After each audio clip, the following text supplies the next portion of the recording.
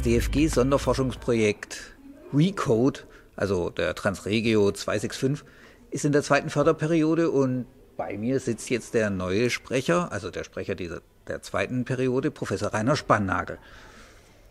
Rainer, die erste Periode ist rum. Habt ihr einen neuen Fokus oder einen besonderen Fokus, auf den ihr euch konzentrieren wollt jetzt in der zweiten Förderperiode?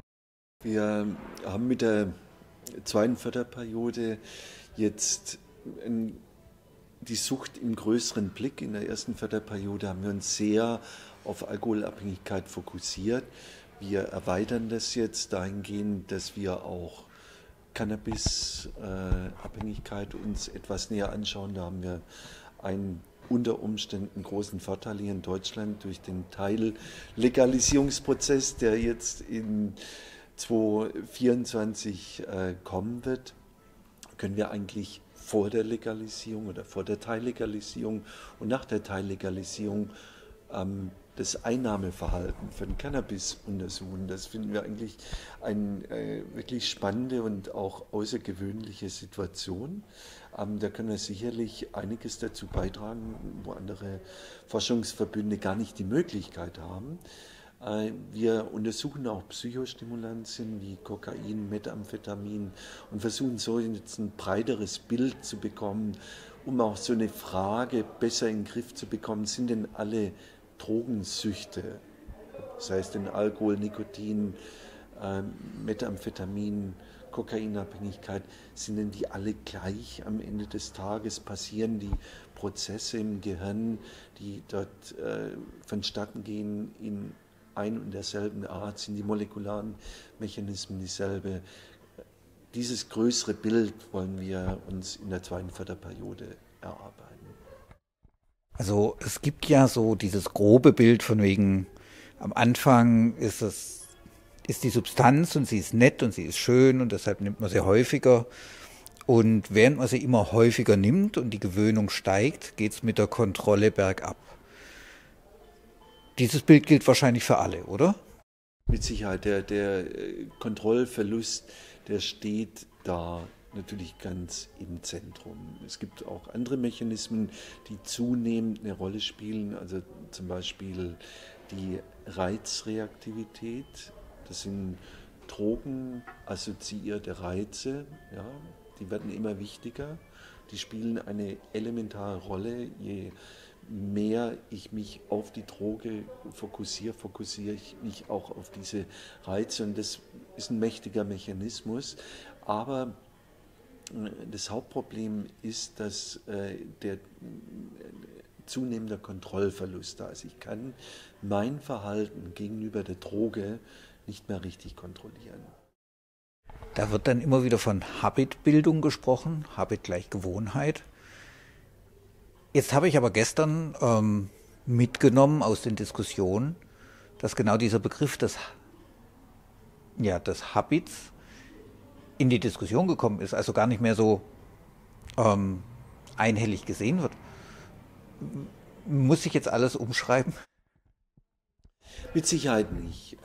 Wir haben nicht jetzt eine singuläre Theorie der Suchtbildung, die zum Beispiel über Gewohnheitsbildung vonstatten geht. Gewohnheitsbildung spielt eine Rolle. Ich denke auch, das hat in der gestrigen Diskussion niemand verneint, aber sie spielt mit Sicherheit nicht eine dominierende Rolle. Das mag in einem kleineren Cluster von Patienten vielleicht entscheidend sein, in anderen wieder nicht. Gewohnheitsbildung ist ja ein Prozess, dass man einfach was macht, ohne eigentlich das zielgerichtet vonstatten geht. Ja, ich möchte zum Beispiel heute spazieren gehen. Das Wetter ist schön, das ist was Zielgerichtetes. Die Drogeneinnahme, ich stehe nicht morgens auf und sage, heute möchte ich Alkohol trinken. Das ist nicht zielgerichtet, sondern das ist eine Gewohnheit. Ja, ich weiß, dass ich schon, wenn ich ein ernsthaftes Problem habe, mittags unbedingt zum Mittagessen schon mal was trinken muss. Das wird zur Gewohnheit. Und ich weiß nicht, es passiert einfach, weil es schon so zur Gewohnheit, das gehört dazu.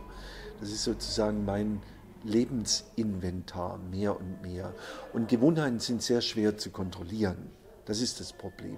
Gewohnheiten laufen sehr automatisiert ab. Und deshalb ist es auch viel, viel schwerer, auf eine Gewohnheit, eine kognitive Kontrolle zu bekommen, wie auf ein zielgerichtetes Verhalten. Ja, wenn ich sage, ich möchte heute spazieren gehen, weil das Wetter schön ist, und plötzlich kommt doch diese große graue Wolke und es wird in 10 Minuten regnen, dann werde ich die Entscheidung treffen, ich bleibe zu Hause. Wenn es aber meine Gewohnheit ist, immer um 10 loszugehen, egal ob da die Wolke kommt oder nicht, dann ist es schon ziemlich losgelöst von dem Zielgerichteten. Ja? Und so ist es auch in Bezug auf Drogen. Was wir heute besprochen haben, da ging es um die Kohorte, die dem SFB zur Verfügung steht. Was hat es denn damit auf sich? Was macht man damit? Wir gehen da wirklich einen ganz neuen Weg. Wir gehen raus aus der klinischen Situation, aus der Laborsituation. Wir untersuchen unsere Patienten nicht mehr in der Klinik, in einem doch relativ artifiziellen Umgebung, sondern wir gehen raus. Wir gehen in die Lebenswelt eines Suchtpatienten und begleiten ihn mit seinem Smartphone. Und über das Smartphone erheben wir viele, viele Daten über das, was derjenige tagtäglich tut. Das heißt, wir machen ein sogenanntes Real-Life Assessment. Und das machen wir in 900 Patienten. Wir haben insgesamt 742, die wir über ein Jahr uns immer wieder genau anschauen. Wir haben also Millionen von Datenpunkte von jedem Patienten über eine lange Zeit und können so unter Umständen seine Suchtentwicklung viel besser beobachten, wie wenn der Patient 2-3 Mal im Jahr zu mir in die Praxis oder in die Klinik kommt. Und das noch in einer artifiziellen Umgebung, wo er sich sowieso anders gibt wie zu Hause oder in der Bar oder sonst wo. Das heißt, Sie lernen viel über die Risiken. Also Risikofaktoren, wann wird es ausgebildet, beziehungsweise wann kommt der Rückfall? Genau. Die Idee ist, dass wir dieses Real-Life-Assessment bei den Patienten dahingehend nutzen, dass wir auch Vorhersagen machen können. Wir versuchen wirklich mit Hilfe von computationalen Modellen vorherzusagen, wie denn das Verhalten, das Trinkverhalten, das Rauchverhalten, jetzt bei Cannabiskonsum, wie wird es in 2-3 Wochen aussehen? Ohne dass der Patient das schon weiß, aber unsere künstliche Intelligenz, unsere Modelle, die dahinter steckt, die zieht so viel Information raus, die lernt diese Patienten in der Kohorte mehr und mehr kennen, erkennt Muster und sagt, naja, wenn so eine bestimmte Musterkonstellation jetzt vonstatten geht, ist die Wahrscheinlichkeit, dass in 1-2 Wochen deutlich mehr getrunken wird wie momentan, ist die Wahrscheinlichkeit ziemlich hoch. Wow, wenn das funktioniert, das wäre ja richtig gut. Das ist unser Wunsch. Unser Wunsch, natürlich ist es noch immer wissenschaftlich auch eine Wunschvorstellung, dass wir das auch in Intervention gießen können. Also dass wir auch wieder Smartphone basiert, das nennt man Ecological Momentary Intervention, also in der normalen Lebenswelt sehen wir, dass ein Patient jetzt in Risiko reinläuft. Und wir kennen den Patienten schon ein bisschen. Wir wissen zum Beispiel, dass er, solange er viel körperliche Aktivität hat, Sport treibt, vielleicht 2-mal die Woche Fußball spielt, dass dann eigentlich alles okay ist. Aber jetzt merken wir plötzlich, holla, da geht in den Aktivitätsmustern was runter, es geht in vielen Faktoren was runter, dann können wir ihm eigentlich per Smartphone schicken, da ist ein Risiko da für einen Rückfall. Möchtest du nicht mal wieder dich mehr in deine körperlichen Aktivitäten hingeben, mehr Fußball spielen? Also nur als ein Beispiel, das mag für den einen Patienten hilfreich sein, für den anderen mag mehr Achtsamkeit, mehr Stressreduktion hilfreich sein. Aber die Vorstellung ist wirklich, dem Patienten sozusagen in seiner Lebenswelt vorher schon zu sagen, du läufst in ein Problem, mach jetzt was. Mach's nicht kurz vorher, wo du schon merkst, es läuft alles falsch, dann ist es meistens zu spät. Präventive Psychologie, wow. Ja klar, es ist präventive Psychologie und natürlich auch mit vielen biologischen, messbaren Faktoren, ja, die wir von den Patienten haben, verbunden. Wir haben jetzt Anatol Hanau und du bist der Betroffenenvertreter im TRA. Wie sieht eure Zusammenarbeit aus? Was habt ihr vor? Was ist dein Beitrag? Also ich glaube, durch meine persönliche lange Suchtgeschichte bin ich, glaube ich, ganz gut dafür da, die ganzen Gespräche manchmal vom Kopf und dem sehr Wissenschaftlichen doch wieder ins Herz und in die Praxis zu ziehen und da aus der Seite, also von der Seite eines Betroffenen, die Perspektive ein bisschen allgemeiner zu halten und einen Praxisbezug wiederherzustellen und dann natürlich auch, ja, es ist für mich sehr, sehr interessant, die wissenschaftliche Seite so mal ganz nah zu erfahren, weil ich ja selber auch schon seit 2 Jahren als Abstinenzcoach arbeite und mir das auch, also ich glaube, beide Seiten profitieren davon, dass sie ein holistischeres Bild bekommen von der Angelegenheit und ja, ich bin so ein bisschen für den Praxisbezug da und ich glaube auch die Erfahrung mit vielen Selbsthilfegruppen, was ja so eine der wenigen Sicherheitsnetzwerke ist, die man als Suchtbetroffener hat, dass die Erfahrungen daraus ungefiltert von einem Betroffenen, also ohne jetzt irgendeine Kontrollinstanz oder ja, ohne Therapeuten, ohne Wissenschaftler, dass da nochmal ganz andere Informationen durchsickern, die ich natürlich einbringen kann, die vielleicht jetzt in kontrollierten Rahmen einer Studie oder Wissenschaftlern so auf die Art und Weise nicht ganz so zur Verfügung stehen. Darf ich fragen, von welchen Substanzen reden wir bei dir? Ich bin das gewesen, beziehungsweise immer noch, aber habe die Krankheit ja jetzt vor 3,5 Jahren zu einem Stillstand bringen können. Man ist ja leider doch einmal süchtig, immer süchtig. Das, was man so, ich glaube im Fachjargon einen Polytoxikomanen nennen würde.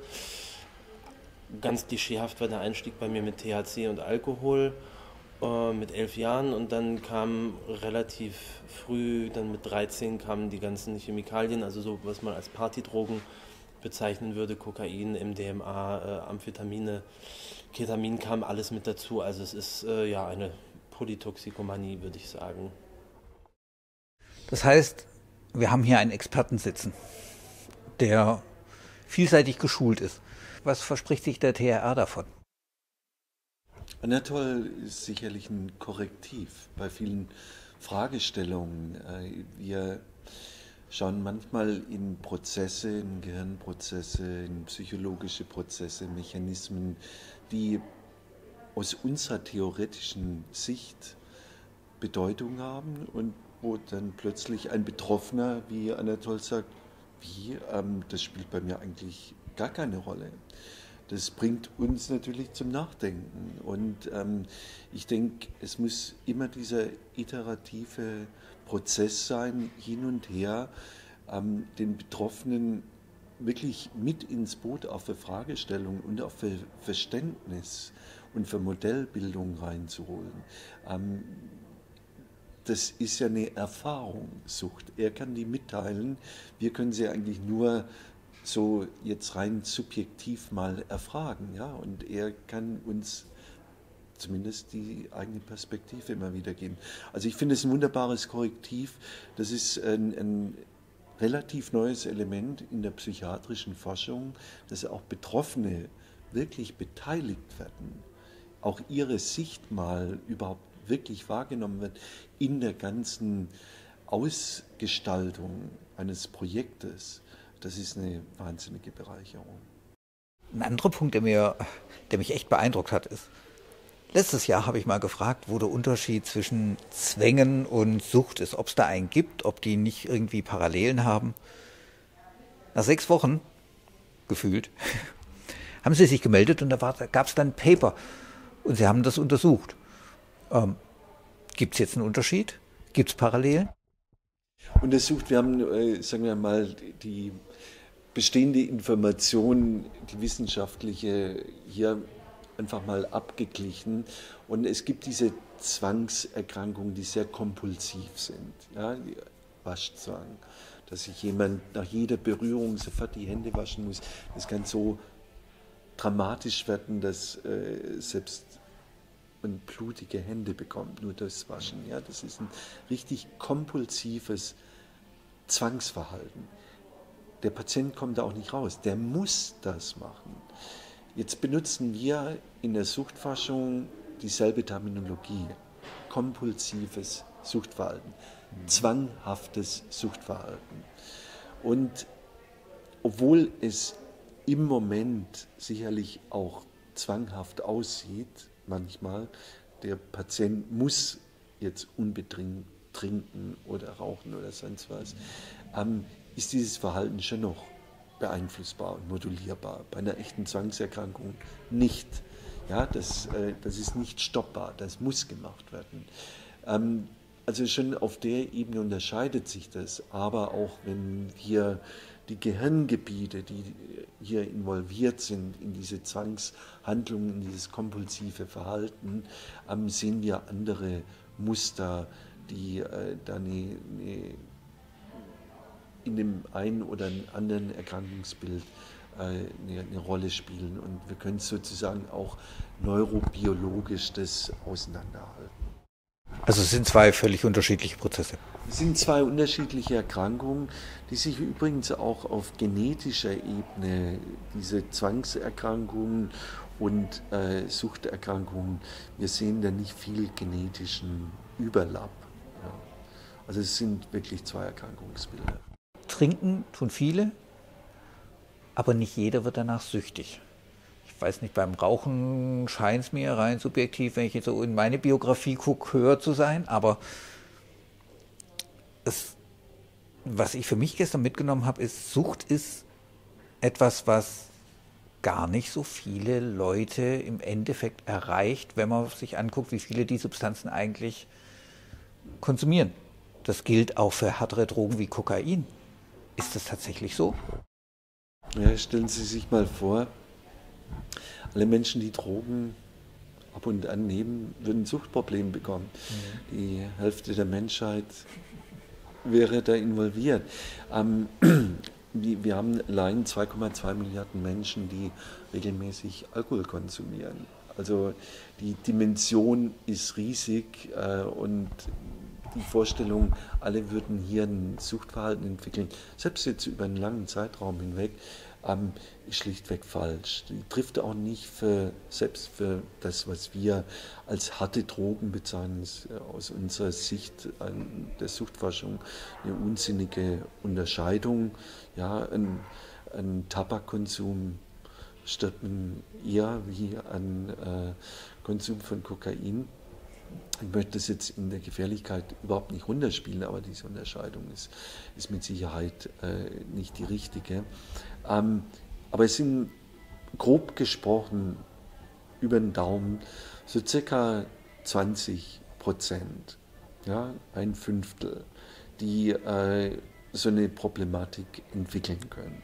Grob gesprochen, bei Alkohol ist es ein bisschen weniger, bei Kokain finden wir zwischen 17 und 20% in den Studien.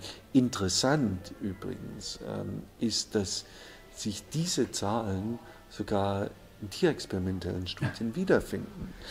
Wir haben Modelle, die Sucht relativ gut nachbilden und da werden tatsächlich nur 17%, 18% der Tiere kokainabhängig. So, jetzt wird es natürlich spannend. Also bleiben wir mal beim Kokain, was ich ja eigentlich schon immer als relativ suchterzeugend in meinem Hinterkopf hatte.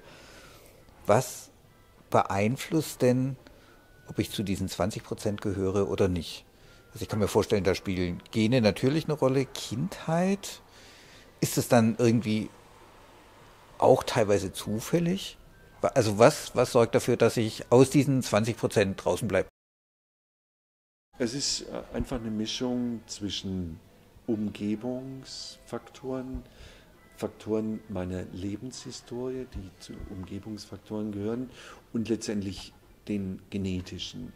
Die genetischen Faktoren, sagen wir mal, für alle Drogen ungefähr 50% können das maximal, wenn sie sozusagen von beiden Elternteilen einen maximalen, beide haben eine Suchterkrankung, sie sind ein Kind von Eltern mit Suchterkrankungen, dann können sie unter Umständen tatsächlich ein 50%iges Risiko, ja, allein durch die Genetik bekommen.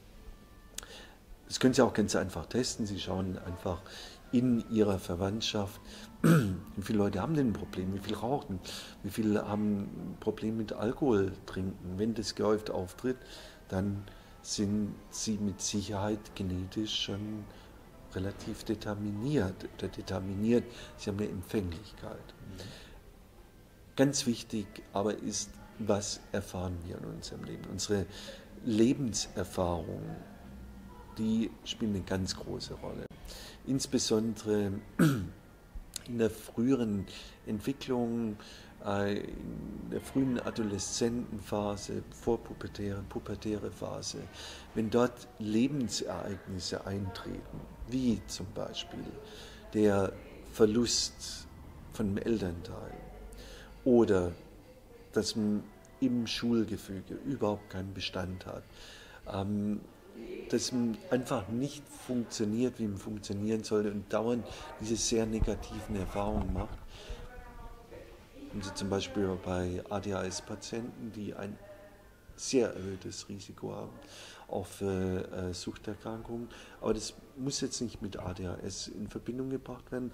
Wenn Sie solche früh jugendlichen, kindlichen, adversiven Erfahrungen machen, dann und das noch wiederholt, wie jetzt zum Beispiel gehen Sie in eine Situation nach Gaza, ja, das ist fürchterlich. Das wird auch ein Leben lang mit sich tragen und wir gehen sogar davon aus, dass wir hier eine epigenetische Genetic Inheritance, also dass das sogar dann vererbbar wird, dieses Risiko zusätzlich. Ja.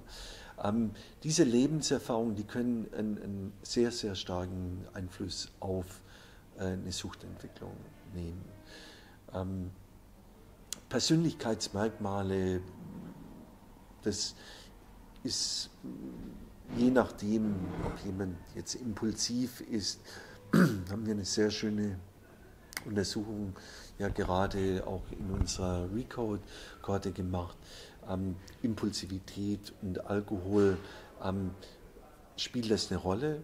Ja, es spielt eine Rolle bei Jugendlichen, männlichen Jugendlichen bis so ungefähr 30. Lebensjahr.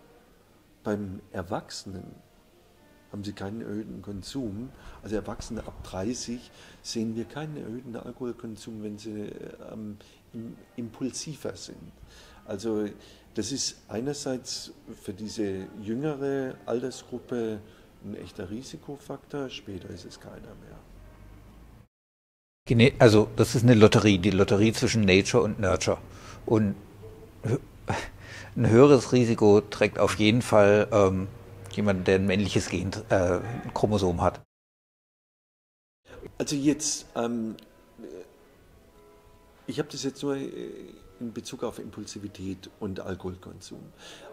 Generell diese Geschlechtsunterschiede, wie wir das bisher so wahrgenommen haben, auch in der großen epidemiologischen Forschung, dass Männer immer Vorreiter sind im Drogenkonsum und natürlich auch in der Suchtentwicklung. Dieses Bild muss mehr und mehr revidiert werden. Frauen, und das ist einfach leider ein negativer Effekt der Emanzipation, haben sich auch im Drogeneinnahmeverhalten sehr stark emanzipiert. Sie rauchen so viel wie Jungs, sie gehen mehr und mehr trinken und Blöderweise haben Frauen meistens stärkere und schnellere Suchtverläufe und sie sind auch schwerer therapierbar.